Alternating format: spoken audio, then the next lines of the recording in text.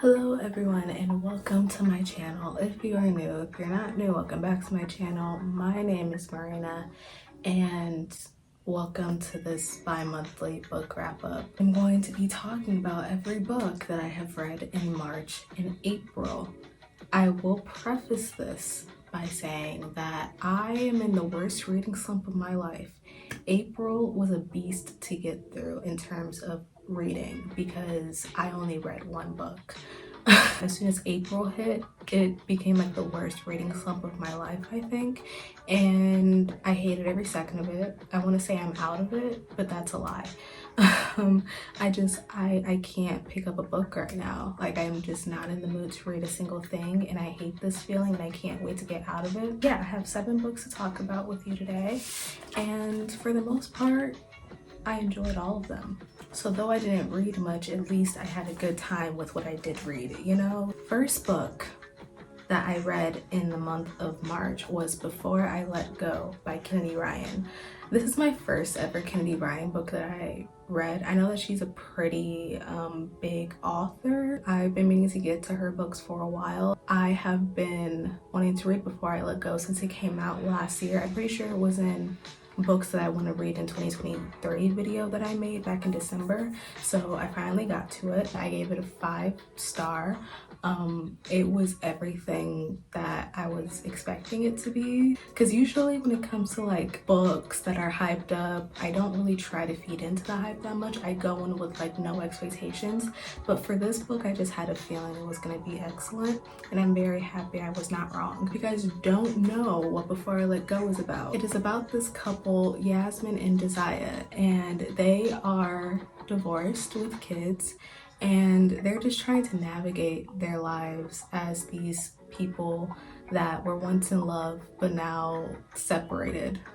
They see each other all the time because, again, they have kids, they own a restaurant together, so they're business partners. They kind of still have to figure out a way to be with each other without being with each other, and it's kind of about their relationship in the past, in the present, and maybe ongoing future.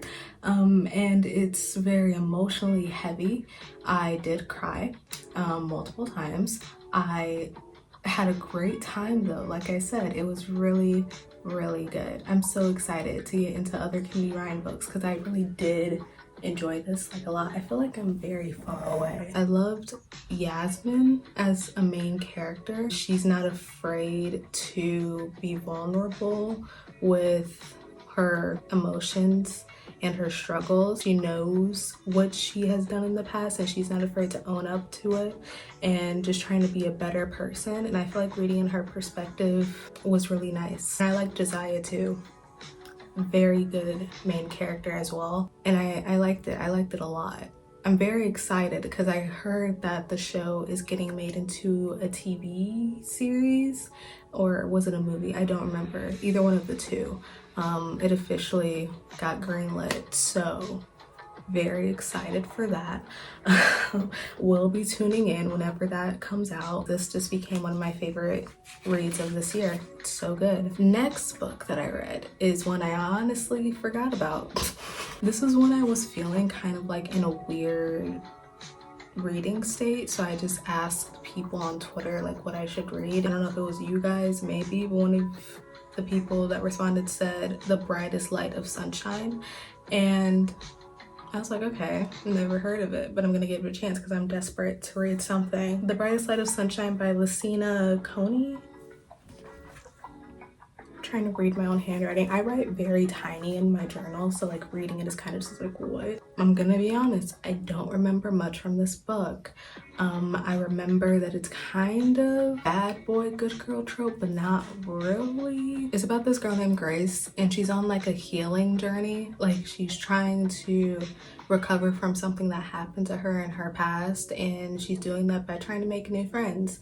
And she finds a friend in Cal, a guy that works at a tattoo shop, and they just form like this really nice friendship and bond, and of course feelings start to develop over time, but it was overall just like a really cute love story. I'm pretty sure there is an age gap though. Okay, yeah, the age gap is like 8 years, but like I didn't mind it. I don't usually mind age gap unless like it's like full grown adults. I'm pretty sure everyone is like above the age 21 in this book, so like it wasn't bad for me at least, but I know that some people don't like age gaps, so that's just like a warning. I gave it 3 stars. It was nice to keep me in the mood to read. Because I was just in the mood to read like a random romance. I didn't really care what it was. I liked seeing their development first as friends and then into lovers. I usually don't like friends to lovers. Like starting off the book with like a pairing being besties and then having to watch them get together. I don't really like that. But I like the fact that they were strangers who just slowly got to know each other and then became friends and then slowly started to develop feelings. Like seeing that whole entire process of becoming strangers to friends to lovers, love that even more. I'm pretty sure I asked the people on Twitter for specifically slow burn romance and they recommended this, but I wouldn't consider this slow burn. It was cute though. Okay, now let's get back into Alice Oseman books.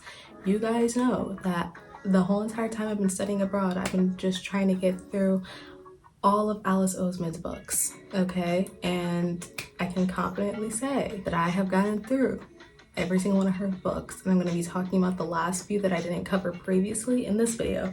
So first is I Was Born for This.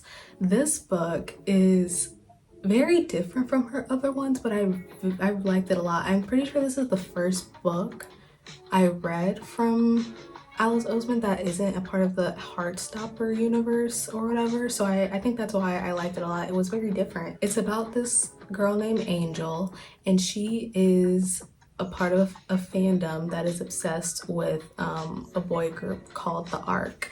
And in this book, you get to see 2 perspectives, one being Angel's perspective. I think his name is Jimmy. Jimmy's perspective. Now, Jimmy is in the band, The Ark. You get to see the celebrity's perspective and the fans' perspective and how they both translate in contrast with each other. And I thought that Alice Oseman did a really good job of showing the 2. This book has so much in-depth nuance when it comes to like fandom culture, parasocial relationships, stardom, because obviously like this group, the Ark, is made up in this book. They're not real.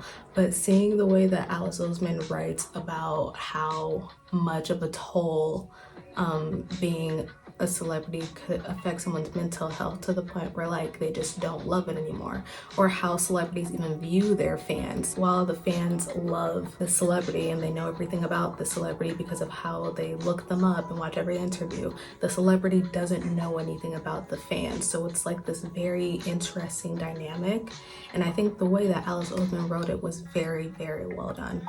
I think this is honestly one of my favorites of her books. I really liked it. Like, this book stuck with me for a while. It hit very close to home. I've been a part of my fair share of fandoms, so being able to read a book like this, it was kind of just like, I had to sit and reflect for a bit, and I love it when a book leaves me with that kind of impact. I give it a 4 out of 5. Just everything about it, like the commentary around this particular topic has always interested me, but the way that Alice Oseman's writing style kind of gelled with it, perfect, amazing, loved it all. I'd recommend looking up trigger warnings if you are going and reading it. All of Alice Oseman's books deal with mental health specifically, and this one is no different. So I'd suggest looking up those trigger warnings because it gets a little dark. Like, a lot of stuff happens in the book and I'm just like, whoa. But yeah, go check it out. I recommend everyone read it at least once. That was a really good book. Next book I was reading in a reading vlog, so I'm gonna keep this one like short and simple. Excuse me while I ugly cry, by Joya Goffney, sorry. 2 or 3 videos ago, I made a reading vlog for this book, and I gave some of my thoughts there, so I'm not going to talk too much about this. But yeah, I gave it 4.5 stars. I absolutely love this book. I would love for this to be made into a TV show too. Begging, pleading, screaming, crying, please. Definitely one of my new comfort reads now. It's just everything about it was just so cute. It's about this girl who loses her journal, and that journal has like all of the lists that she's ever made. In order for her to live her life, she needs to make a list for every single thing, or else like she can't go on. It's kind of like a diary, like it's very personal to her, but she ends up losing it, and so she's going on like hunt to find it, but someone else has it, and they're kind of blackmailing her. The people that are blackmailing her are telling her to complete a certain list in her journal. It's like some of her greatest fears, and they're just like, if you don't complete this list, we're going to air out all of your lists, like some of your like most personal secrets lists. And so she's kind of like, the main girl's going through it, but in this mission of trying to find who's blackmailing her, she meets her love interest, and they're just so cute.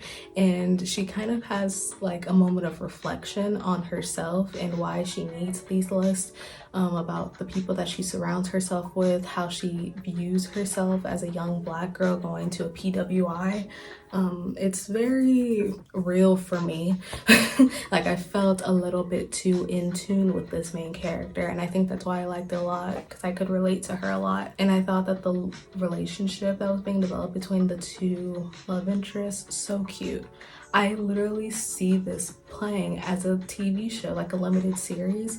I have the casting for it ready. I know exactly who I want to play every single character. I need this to be made into a show. Yeah, that's Excuse Me While I Ugly Cry. Adored it all. One of my new favorite reads. Yeah, 4.5. Okay, what is next? Okay, another amazing read. Let's talk about it. 7 Days in June. Oh, that still has the receipt. 7 Days in June by Tia Williams. This book, words can't describe how much I loved this book so much. Okay, so I gave it 5 stars. Let's start there.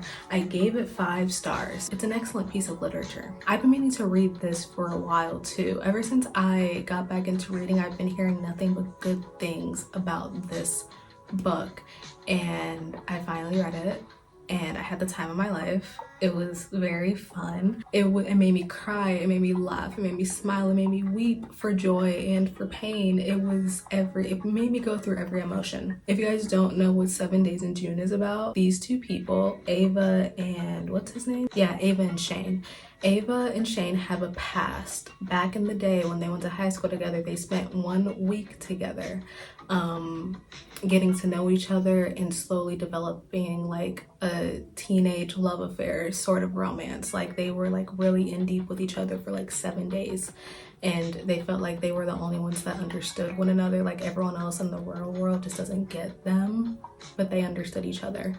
And then for some mysterious reason, they separated, and then they never saw each other again, up until like I think 10-15 years later, when they're adults, they spend 1 week together again. But obviously they have like such different lives now, and Ava's still holding a grudge against Shane because he's the one who left back in the day, and he never gave a full explanation why. So there's like some tension, all kinds of tension. And it's just them trying to like find their way back to each other again, while also trying to not repeat the mistakes that they made back when they were kids. Kind of like a star-crossed lover situation, except neither of them die. I don't know how to put into words how much I love this book. I just do. The hype is deserved for this one as well. I really do feel like Ava and Shane are like the textbook definition of soulmates. Like when you read their story from when they were teenagers up until them having this 1 week where they're adults, it's kind of like you can't tell me that these two are not meant for each other. Like they understand every single thing about one another without even having to say much. It's crazy. Okay, this might honestly be one of my favorite couples I've read, like in a romance, in a while. Like I've never seen a couple that's so devoted and understanding. Like it's just this is crazy. Like Tia Williams, your pen. I might have to read more Tia Williams too, because I absolutely loved this. I haven't heard of any of her other works, but I'll definitely check it out, probably when I get back to the States. That's 7 Days in June, 5 stars. On to the last Alice Oseman book that I have read, also the last one in her collection that I have read. Loveless. This is, I think, her latest release. I'm pretty sure this came out like a year or two ago. This was also the last book I read in March before I got into a really deep slump, so take that for what you will. This book centers around a character named Georgia, and she just graduated from high school. She's starting up like at this new college with her besties from high school, and she's just trying to figure out her life, like what she wants out of her like college experience specifically. Like she's not thinking too far ahead into the future. She's just trying to figure out what she wants right now, because she's always been confused about herself in a way that no one else has ever really understood, and she just wants to experience what love is like. She's always had an outsider's perspective of it. She's always loved a good rom-com. She loves reading like fan fiction and romance books, but she's never actually been in a relationship or felt what she's seen other people feel. During like her college experience, she wants to experience that. She wants to try it out, and she realizes that it's a little bit hard for her. She's just very uncertain about her feelings. And then one day she finds out what the term aromantic and or asexual means, and she's like, maybe that's me. And because of this, she gets even more confused. And so the whole entire book is just about her trying to figure out what these labels mean to her, what it means for her, because obviously growing up, she's always idolized the thought of romance, but she doesn't know what to do when she figures out that this might be who she is. To be honest, I don't know how to explain this book. Just like I was born for this book is also very different. And again, I don't know if it's because it's not from the Heartstopper universe, so maybe that's why. Like maybe I didn't really have a sense of familiarity, or it could just be the fact that it's from the perspective of an aro ace main character, and I've never read a book like that. And I was actually really excited to read this because I've never read from the perspective of someone with that sexual orientation. But I don't know. I really don't know. I feel like this book, out of all of Alice Oseman's books, was very mid. And mid isn't bad. I gave the book 3.5 stars, which isn't a bad rating by any means. So I enjoyed myself, but I just had really mixed feelings, and I still don't know why. It's been over a month.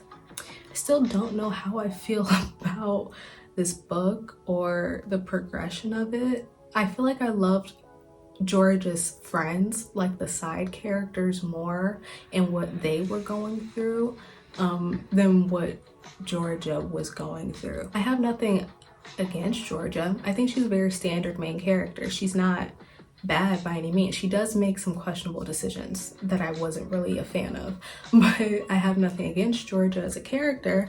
I just found everything else that was happening outside of Georgia so much more interesting. But I will say that reading Georgia's story impacted me in a way that I didn't really think would happen. Reading this book kind of put me in that same mindset of like, hey, maybe because like at some point I was identifying with Georgia's struggles, but then at another point I kept remembering that this is fiction and I don't really know how to take in any of what's going on in this story. It felt stale, and something about it fell flat towards the end. It's a pretty thick book too. I think it's one of her longest ones, and I just feel like it was so much story but nothing really happening. You know what I mean? I don't know. I enjoyed it, but I don't think it's one of my favorites. I actually think it's probably my least favorite out of all of the books from Alice Oseman, which I'm pretty sure isn't an unpopular opinion. I think this is the most polarizing of her books. With this one, people are just kind of like iffy about it, and I get it. And I walked in knowing about those criticisms, but I tried to like, again, go in with my own perspective. With no expectations, just going pretty much blind. And yeah, I kind of feel about it as well. Okay, last book I'm going to talk about is the only book that I read in April. Better Than the Movies by Lynn Painter. Now, the only reason I read this book is because I kept seeing the actor that I've been obsessed with for the past month getting fan cast as the love interest in this book. So I read it. That's literally it. Like, I wish I could tell you like, oh, it was because it was recommended to me or I was just gravitated by like the cover or something. No, it's literally just because I'm obsessed with an actor. His name is Milo Manheim. If you know, you know. The girls who get it, the girls who don't, you know? Because I was so down bad, I've watched everything he's in like 10 times and I was just like, I need something new. So then I saw he was getting fan cast in this book and so I read it. And now we're here. So Better Than the Movies is about this girl named Liz. She likes to live out her life like she's in a movie and she's a main character. And I respect her for it, you know? Like, immediately I was like, okay, you have me. I love a good main character syndrome main character because same, she wants to live out her life like she's in a rom-com. She has playlists for like every interaction she has with people, every scenario, and like she's always listening to music walking down the street or the hallway just to feel like she is in a movie. And one day her childhood crush comes back in town after moving away like years ago and she's like, this is my chance to have my movie moment. But obviously she's not the same from when she was a kid and he's not the same either, so she needs some way of getting him to notice her, and her next door neighbor Wes is her way of getting in because he's friends with the guy. So they come up with a plan of fake dating, because of course they do, to get her crush to notice that she's likable. I don't really know, to be honest. Like, whenever fake dating comes up, I'm kind of just like, this is weird. Her and her next door neighbor fake date in order to get this guy's attention so that he can take her to the dance. I think it's prom. And now obviously as she continues to fake date her neighbor, feelings develop for him and she's confused and all of this stuff, right? Okay, so that's the plot. I gave the book a 3 out of 5. 3 out of 5? 3 out of 5, yes. I thought it was cute. It was a cute, fun, rom-com, young adult book. I thought that the main character, like I said, I was already obsessed with her because of her mindset on the world. I was like, same. But she's also kind of annoying. And I feel like some of the stuff she did later in the book, I was like, like she said and did some things that I was just like, I don't like how this is going. But I remembered that she's a teenage girl and she's just going through stuff, and so for that she gets a pass. Like I said, I read it for the love interests. People kept on fan casting Milo as the boy next door, Wes, and so I was having the time of my life. Like my imagination was like out of this world while reading this book. Very fun time. But yeah, as for like the actual like story, it was okay. It was okay and fun and cute. Yeah, I know that was like that was a very underwhelming review, but that's kind of how I felt. And yeah, that is my March and April book wrap up. And I hope you guys did enjoy this. If you'd like to follow me on social media, here it is. I mostly interact on Twitter, but if you'd like to follow me on any other app, it'll be linked down in the description below. And I'll see you guys in my next video.